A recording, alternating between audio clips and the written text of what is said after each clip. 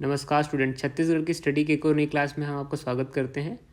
वर्तमान में food inspector का व्यापम ने एक पोस्ट निकाला है जिससे संबंधित 2017 का प्रश्न पत्र हमारे पास अवेलेबल है। उसे हम लगाते हुए चलेंगे और डिटेल करते हुए चलेंगे ताकि आगामी कोई भी एग्ज़ाम आए उससे संबंधित सारे प्रश्न आपसे बन जाए। तो देखते हैं, पहला जो प्रश्न, कौन सी रेखा अंतर्राष्ट्रीय तिथि रेखा कहलाती है? इंग्लिश में इसको इंटरनेशनल डेट लाइन कहते हैं, IDL। देखिए, जो पृथ्वी में देशांतर रेखाएं होती है 360, उनमें से जो मध्य की रेखा होती है 180 डिग्री, उसे हम कहते हैं इंटरनेशनल डेट लाइन। तो इंटरनेशनल जो डेट लाइन है वो 180 डिग्री होती है।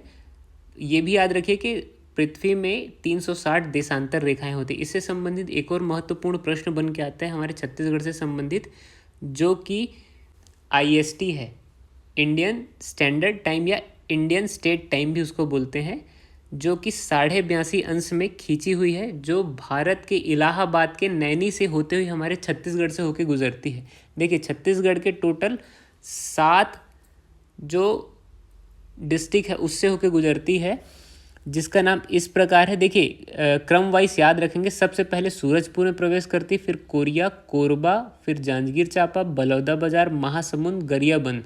टोटल 7 जिलों से होके जाती है। इसके अलावा एक और महत्वपूर्ण प्रश्न बनता है, जो कि हमारे भारत के जो मध्य से होकर कर्क रेखा गुजरती है वो हमारे छत्तीसगढ़ से होकर गुजरती है। तो ये जो IST है और कर्क रेखा, ये आपस में किस डिस्ट्रिक्ट में एक दूसरे को काटती हैं? तो उसका आंसर होगा कोरिया। कोरिया डिस्ट्रिक्ट में आपस में क्रॉस करती हैं।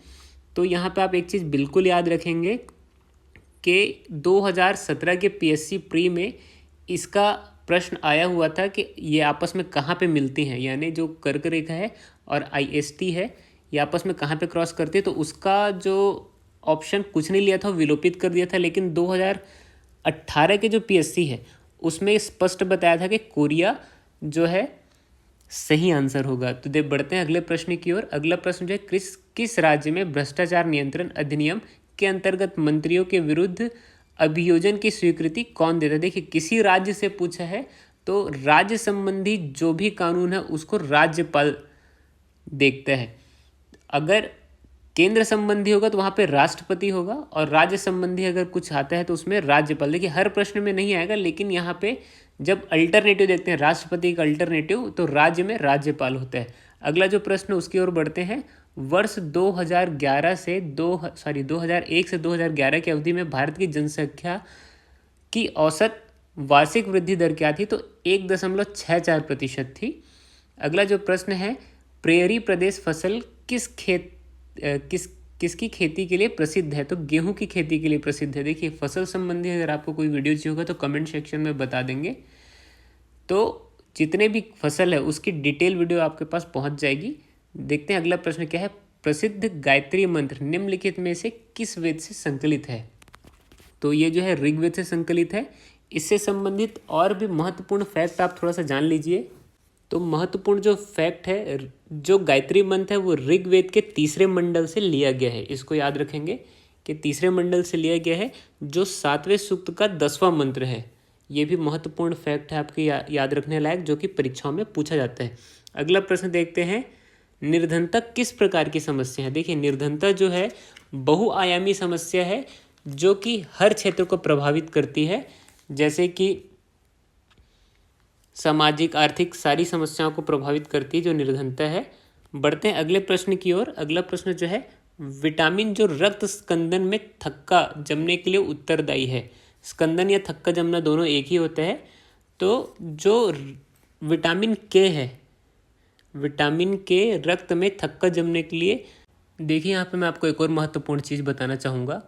जो विटामिन से संबंधित हमने महिला बाल विकास का जो कंटिन्यू क्लास चल रहा है उसमें हमने डाला है डिटेल से, तो आपको विटामिन से संबंधित डिटेल वीडियो उसमें मिल जाएगा कि विटामिन जो है किस किस से संबंधित और कौन से रोग होते हैं। अगर आपने हमारा महिला बाल विकास से संबंधित जो सीरीज से उसको नहीं देखा तो उसको भी जाके देख लीजिए, ताकि आपसे महिला बाल विकास से संबंधित जो भी प्रश्न वो आसानी से बन जाए, उत्तरदायी होता था। इसमें ऑप्शन नंबर C है, केवल तीसरा आएगा। अगला जो प्रश्न उसको देखते हैं, छत्तीसगढ़ राज्य के निम्नलिखित में से किस स्थान पर प्रतिवर्ष चक्रधर समारोह आयोजित किया जाता है? देखिए, प्रतिवर्ष जो चक्रधर जो समारोह है वो रायगढ़ में आयोजित किया जाता है, जो कि राजा चक्रधर से संबंधित है। इसको भी आप याद रखिए। अगला जो प्रश्न उसको देखते हैं, निम्नलिखित में से किस स्थान पर गौतम बुद्ध ने अपना प्रथम उपदेश दिया था। ये बहुत महत्वपूर्ण प्रश्न है, क्योंकि हर साल ये पूछा जा हर साल नहीं, कई साल ये पूछा गया है और कई एग्जाम में आते ही रहता है। तो इसका ऑप्शन नंबर सी आएगा सारनाथ में। देखिए, इससे महत्वपूर्ण फैक्ट ये निकल के आता है कि जो सारनाथ में दिया गया पहला जो गौतम बुद्ध द्वारा उपदेश है, उसे धर्मचक्र परावर्तन नाम से जाना जाता है। इसके अलावा कई जो यूपीएससी के एग्ज़ाम है या यूपीपीएससी के एग्ज़ाम है, उसमें कभी कभी सारनाथ ना होकर के काशी या वाराणसी ऑप्शन में रहता है। तो ये भी ऑप्शन सही है, लेकिन अगर सारनाथ ऑप्शन में, तो ये सबसे ज़्यादा सही उत्तर इसी को माना जाता है। अगला जो प्रश्न है उसको देखते हैं, प्रति व्यक्ति आय का सूत्र क्या है। प्रति व्यक्ति आय का सूत्र सकल घरेलू उत्पाद, ऑप्शन नंबर ए, प्रति व्यक्ति आय इज इक्वल टू सकल राष्ट्रीय उत्पाद अपॉन जनसंख्या। ये सही उत्तर है। अब देखते हैं अगला प्रश्न क्या है। IFA शील्ड प्रतियोगिता में निम्नलिखित खेल से संबंधित है। तो देखिए, IFA का फुल फॉर्म होता है इंटरनेशनल फुटबॉल एसोसिएशन। तो यह फुटबॉल से संबंधित होगा, क्योंकि इसका अगर आपको फुल फॉर्म पता है तो आप आसानी से इसका आंसर लगा सकते हैं। बढ़ते हैं अगले प्रश्न की ओर। भारत सरकार का क्षेत्रीय संपर्क योजना किस उद्देश्य से संबंधित है। तो क्षेत्रीय संपर्क दरअसल संपर्क जोड़ने से संबंधित है। तो इसको हम भारत में जो हवाई पत्तन है उसको जोड़ने से संबंधित ये योजना है। दरअसल ये बहुत पुरानी योजना है, तो ये शायद एग्जाम में अब ना आए। ये करंट अफेयर से संबंधित प्रश्न था। अगला जो प्रश्न उसको देखते हैं, जननांगी संक्रमण की कौन सी अवस्था जनसंख्या में तीव्र वृद्धि को बताती है। तो जो जननांगी संक्रमण है वो जनसंख्या से संबंधित है। तो इसमें ऑप्शन नंबर 2 आएगा, द्वितीय अवस्था जो है जनसंख्या की तीव्र वृद्धि को बताती है। अगला जो प्रश्न उसको देखते हैं, ऊष्मा के विषय में सही कथन कौन सा है। तो ऊष्मा के संबंध में कथन को पूछ रहा है। तो इसमें देखते हैं, ऊष्मा ऊर्जा का एक रूप है। हाँ, एकदम सही है। अगला जो है, ऊष्मा विद्युत चुंबकीय विकिरण का एक प्रकार है। नहीं, विद्युत चुंबकीय विकिरण का एक प्रकार नहीं है। ऊष्मा कृष्ण वस्तु द्वारा अवशोषित होती है। कृष्ण वस्तु यानी काले वस्तु द्वारा अवशोषित होती है। एकदम सही है ऊष्मा, क्योंकि काले वस्तु जो है जल्दी गर्म हो जाते हैं, या जितने भी डार्क वस्तु होते हैं। अगला जो है, द्रवों में ऊष्मा का संचालन प्रवाहित होता है। देखिए, यहाँ पे अगर द्रव्यो रहता, अगर कोई मेटल वेटल दिया होता तो अलग बात है, लेकिन द्रवो दिया है तो ये भी ऑप्शन गलत होगा। तो इसमें पहला और तीसरा, देखिए यहाँ पर मैंने जो है ऑप्शन नहीं लिया है, लेकिन यहाँ पे पहला और तीसरा जिस ऑप्शन में रहता वो एकदम सही होता। अगला प्रश्न उसको देखते हैं, किन चट्टान में प्राथमिक चट्टान कहा जाता है। तो आग्नेय चट्टान को प्राथमिक चट्टान कहा जाता है, जो कि लावा से बनती है। इस प्रकार की जो चट्टानें होती है प्राथमिक चट्टान कहलाती है। अगला प्रश्न उसको देखते हैं, कौन सा बैंक भारत का केंद्रीय बैंक है। तो अगर आपको केंद्रीय बैंक के बारे में जानकारी नहीं है तो आप अपने पर्स से सबसे पहले नोट निकालिए और देखिए उस नोट में सबसे ऊपर क्या लिखा हुआ है। तो उस नोट में सबसे ऊपर लिखा हुआ भारतीय रिजर्व बैंक। तो हमारे देश का जो केंद्रीय बैंक है वो भारतीय रिजर्व बैंक है। इसे बैंकों का बैंक भी कहते हैं और बैंक कंट्रोलर भी कहते हैं, यानी बैंक को कंट्रोल करके रखता है। ये जो है मॉनेटरी पॉलिसी भी बनाता है। तो ये आप बिल्कुल याद रखिए कि भारत का जो केंद्रीय बैंक है वो भारतीय रिजर्व बैंक है। कई लोग स्टेट बैंक को भी मार कर जाते हैं, तो ये बिल्कुल गलत है। अगला प्रश्न उसको देखते हैं, गल्फ स्ट्रीम किस महासागर में है। देखिए, गल्फ स्ट्रीम सामान्य सी बात है कि गर्म जलधारा को गल्फ स्ट्रीम कहते हैं। तो गल्फ स्ट्रीम जो है याद रखिए कि ठंडे जगहों से संबंधित होगा। तो अटलांटिक जो महासागर है वो गल्फ स्ट्रीम उससे संबंधित है। देखिए, गल्फ स्ट्रीम के बारे में थोड़ा सा आप समझ लीजिए। उत्तरी अंध महासागर में प्रवाहित होने वाली जो गर्म धारा है, गर्म जल धारा, उसे हम गल्फ स्ट्रीम कहते हैं। गल्फ स्ट्रीम जो है मैक्सिको की खाड़ी से उत्पन्न होती है, इसलिए इसे कभी कभी मैक्सिकन खाड़ी गर्म जलधारा भी कहते हैं। ये जो जलधारा है वो उत्तर अमेरिका के पूर्वी तट एवं यूरोप के पश्चिमी तट का तापमान बढ़ाती है। तो गल्फ स्ट्रीम के बारे में एकदम मोटा मोटी याद रखिए। और इसमें ये भी देखिए कि जो व्यापम है वो इंटरनेशनल क्वेश्चन भी उठाता है। तो यहाँ पे आप बिल्कुल कंफ्यूज नहीं होंगे कि हमारे देश के ही प्रश्न आएंगे। दरअसल जो अंतर्राष्ट्रीय प्रश्न है उसको भी लेकर के आता है। अगला जो प्रश्न उसको देखते हैं, सामान्य शरीर का तापमान केल्विन स्केल में कितना होता है। तो अगर 310 होता है, 310 केल्विन होता है हमारे शरीर का सामान्य ताप। और डिग्री सेल्सियस में अगर पूछता है तो 37 डिग्री सेल्सियस और अगर फ़ारेनहाइट में पूछता है तो 98.6 फ़ारेनहाइट। देखिए 37 degree is equal to 98.6 Fahrenheit is equal to 310 kelvin. तो ये तीनों का जो मान है समान होता है, तो हमारे शरीर का जो तापमान होता है वो 310 केल्विन होता है। बढ़ते हैं अगले प्रश्न की ओर। प्रसिद्ध क्रांतिकारी सूर्यसेन निम्नलिखित में से किस घटना से संबंधित है? तो सूर्यसेन जो है चिड़गांव शस्त्रागार छापामार से संबंधित है, इसको याद रखेंगे। और इनका एक और नाम प्रचलित था जिसे मास्टरदा कहते हैं। दरअसल मास्टरदा इन्हें इसलिए कहा गया क्योंकि ये गुरुजी थे, और ये जो है 18 अप्रैल 1930 में चिड़गांव शस्त्रागार में जा करके वहाँ लूट लेते हैं, या छापा मार इसको बोलते हैं, जो छापा मार ले, जो कि अंग्रेजों को होता है।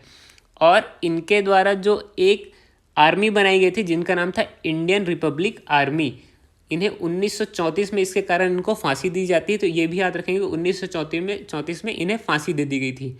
अगला जो प्रश्न उसको देखते हैं। निम्नलिखित में से किसने वर्ष 1913 में संयुक्त राज्य अमेरिका में गदर पार्टी की गठन किया था? देखिए लाला हरदयाल जो है गदर पार्टी का विदेश में जाकर के गठन किए थे, इसको भी याद रखिए, जो विदेश में बनने वाली पार्टी थी। तो ये प्रश्न अक्सर आते रहता है पेपर में, मोस्ट इंपॉर्टेंट प्रश्न है। अगला जो प्रश्न उसको देखते हैं। निम्नलिखित में से क्या सही नहीं है? तो सही नहीं है उसको पूछा। कई लोग हड़बड़ा करके सिर्फ सही तक पढ़ते हैं और आगे ऑप्शन पढ़ने लगते हैं। तो प्रश्न को एकदम आराम से पढ़िए और आराम से उत्तर लगाइए। तो इसमें क्या सही नहीं उसको पूछा। राष्ट्रपति लोकसभा को संबोधित एवं संदेश भेज सकता है, हाँ एकदम सही है। राष्ट्रपति राज्यसभा को संबोधित एवं संदेश भेज सकता है, ये भी एकदम सही है। राष्ट्रपति दोनों सदनों को संबोधित और संदेश भेज सकता है, दोनों सही।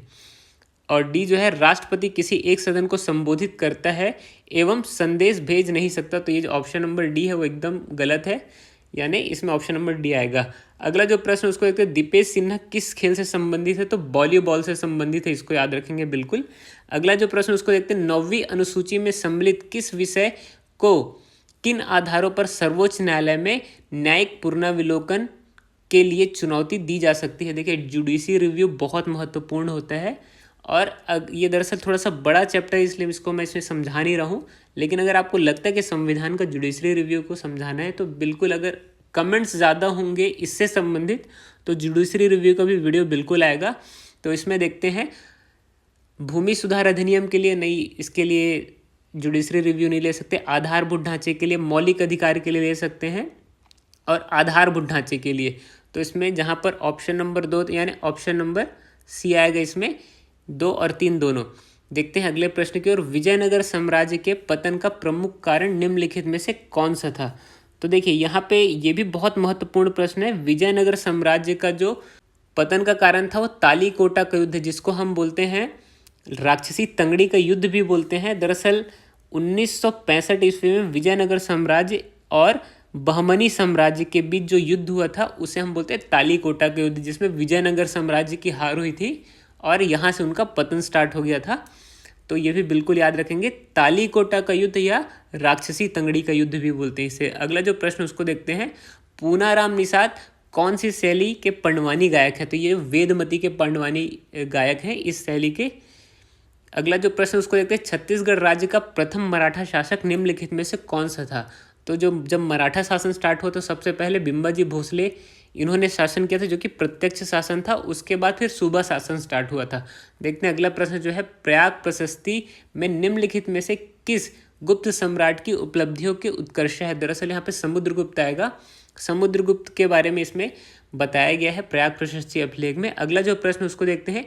यदि 2 दर्पण के मध्य 90 अंश का कोण हो तो प्रतिबिंबों की संख्या कितनी होती है? तो देखिए इसको ज्ञात करने के लिए एक सूत्र होता है 360/90 -1, ये सूत्र होता है। तो ये 4 बार में कटेगा और ये -1, तो 4 - 1 होता है। तो 4 - 1 = 3। तो ऑप्शन नंबर बी एकदम सही होगा।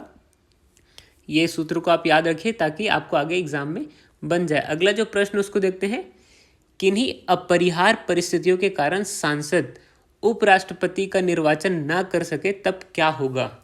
तो ये प्रश्न बहुत महत्वपूर्ण है और इससे संबंधित बहुत प्रश्न बनते हैं, जिसको मैं भी बताता हूँ। पहले इसको देख लेते हैं।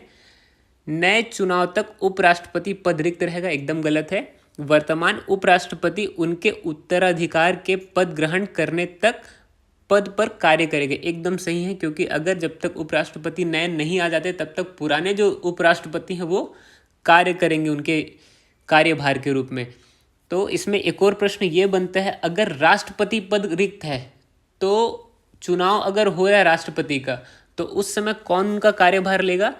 तो उपराष्ट्रपति, इसको याद रखेंगे। और अगर उपराष्ट्रपति भी नहीं है तो सर्वोच्च न्यायालय के जो प्रमुख, जो सर्वोच्च न्यायालय के मुख्य न्यायाधीश हैं, वो राष्ट्रपति का पद ग्रहण करेंगे।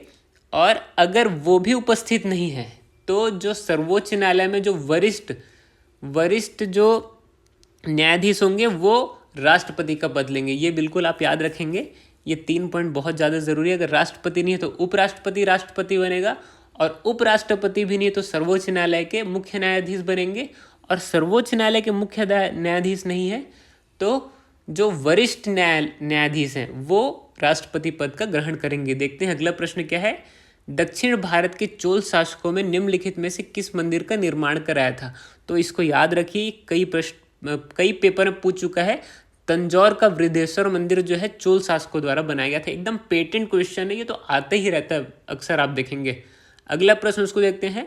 न्यू मूरा द्वीप किन देशों की सीमा पर स्थित है? तो ये भारत और बांग्लादेश। हम 9वीं 10वीं के आसपास जो सामाजिक विज्ञान पढ़ते हैं, भूगोल, उसमें इसके बारे में अक्सर बताया गया। भारत और बांग्लादेश के बीच में न्यू मूरा द्वीप स्थित है।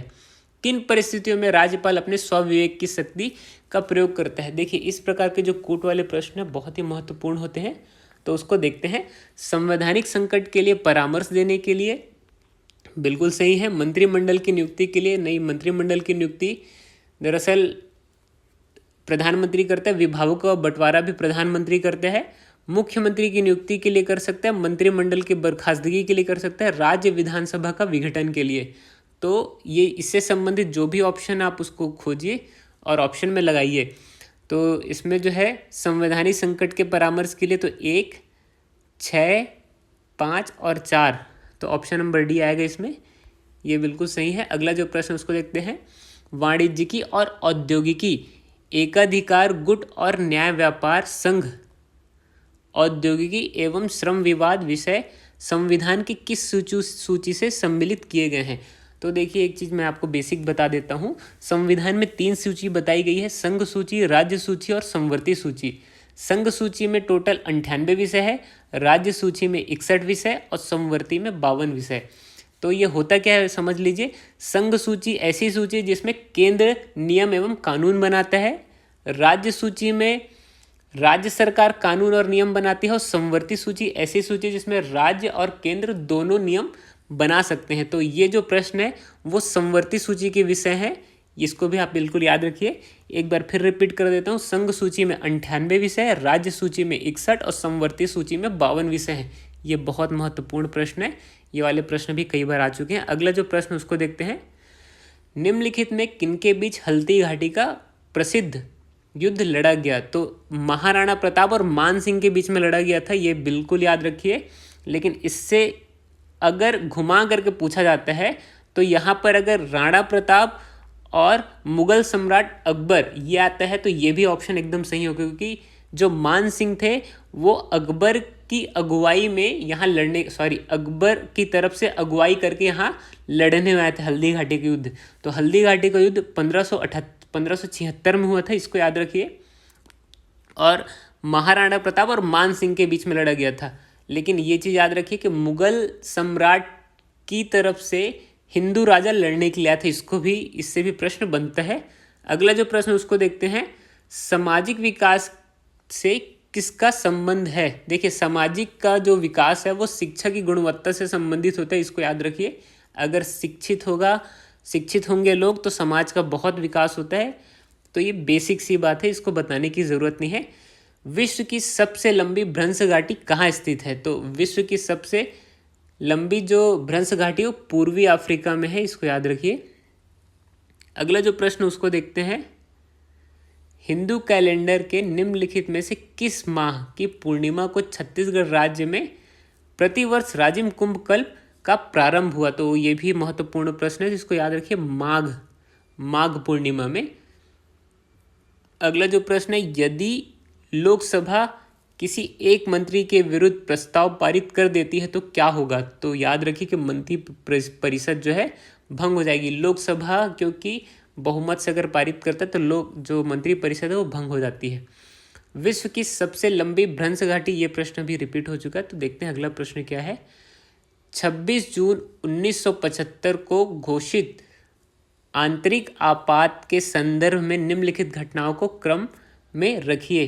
तो अगर आपको नहीं पता है कि 26 जून 1975 में क्या था तो मैं बता देता हूँ। 26 जून 1975 में आपातकाल है वो लगा था, जो कि श्रीमती इंदिरा गांधी के द्वारा लगाया गया था।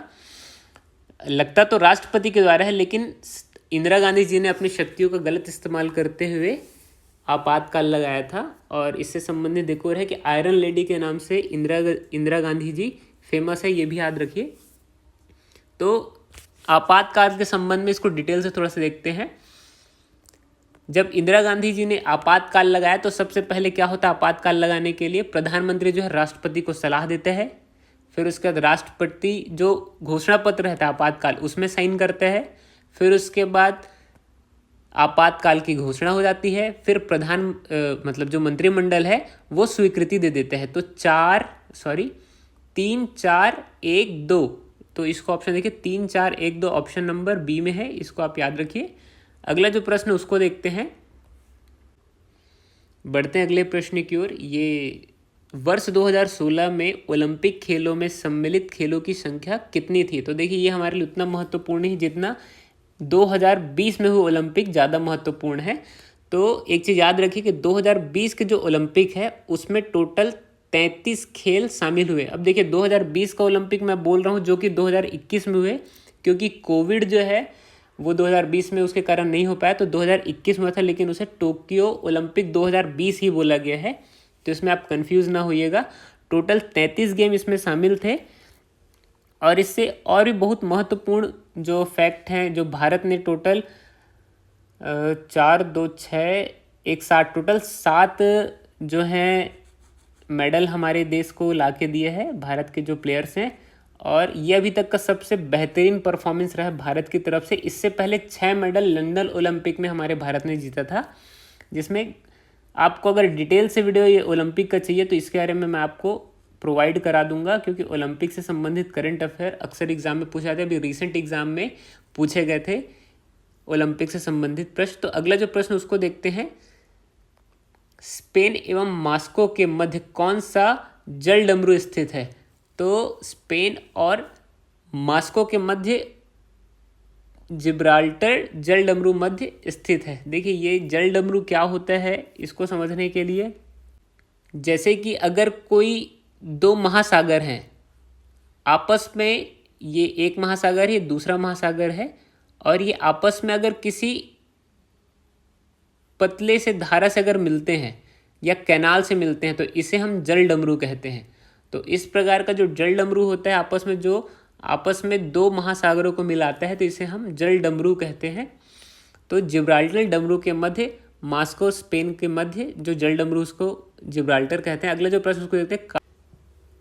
देखिए वीडियो थोड़ी सी लंबी हो रही है, तो इससे संबंधित जो अगले प्रश्न है वो हम अगले वीडियो में डिस्कस करेंगे। और जो भी डिटेल से मैं बताते जा रहा हूँ उसको बिल्कुल याद रखिए, क्योंकि उससे संबंधित प्रश्न बिल्कुल बनते हैं पेपर में। आपको लगता है कि किसी टॉपिक को अगर डिटेल करना है तो उसको कमेंट सेक्शन में बिल्कुल पूछ लेंगे, ताकि मैं उसको डिटेल से बता पाऊँ। कंटिन्यू ये जो सीरीज़ उसको ज्वाइन रखिए, ताकि आपसे सारे प्रश्न बनते हैं। इसी प्रकार से डिटेल हम पढ़ते रहेंगे हर एक प्रश्न को, ताकि उससे संबंधित जितने प्रश्न हैं पेपर में आपसे बने। तब तक के लिए पीस आउट।